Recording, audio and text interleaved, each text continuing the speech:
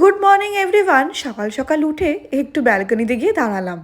অয়ন আছে তো, ওই জন্য ছুটির দিনটাও যেন ভালো লাগছে। এই যে দূরে তোমরা বিল্ডিংটা দেখছো, যেটা তৈরি হচ্ছে, আমি যখন প্রথম এসেছিলাম তখন পুরো খালি জমি ছিল।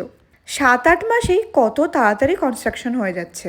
আর অয়ন তো পিঠে নিয়ে এসেছিল, ওইটাই আজকেও ব্রেকফাস্টে নাকি খাবে। প্রথমে চাটা তো খেয়ে নিই। আমার ফ্ল্যাটটা যেহেতু 10th ফ্লোরে, অনেকটাই উঁচুতে, বাইরেটা দেখতে না বেশ ভালো লাগে। অয়ন এখানে দাঁড়িয়ে দাঁড়িয়ে সেটাই এনজয় করে চলেছে। কিন্তু হ্যাঁ, এখানে লোকজন একটু কম। তো আজকের ব্রেকফাস্টে অয়ন যদিও বলেছিল পিঠে খাবে, আমি আবার নিয়ে এলাম আলুর পরোটা। এই পরোটাটা আমি আগে অনেকবার খেয়েছি, তাই ইচ্ছা হলো ওকেও একবার টেস্ট করাবো। ওর সেটা ভালো লাগেনি।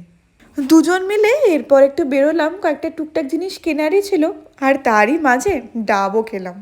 আমাদের ওদিকে যেমন সকালবেলা বাজার করতেও ভালো লাগে, এখানে সেটার অ্যাভেলেবিলিটিটা একটু কম।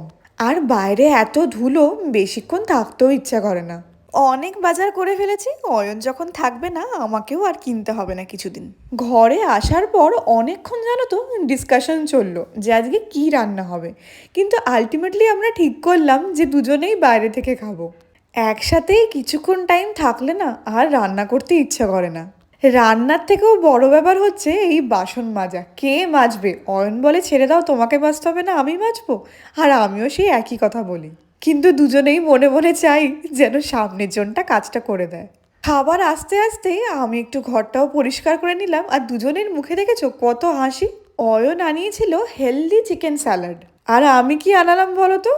ছোলে ভাটুরে, যেখানে এক গাদা তেল ছিল। যাকগে, তেল বাঁচিয়ে যতটা খাওয়া যায়। দারুণ লাঞ্চ। টাটা।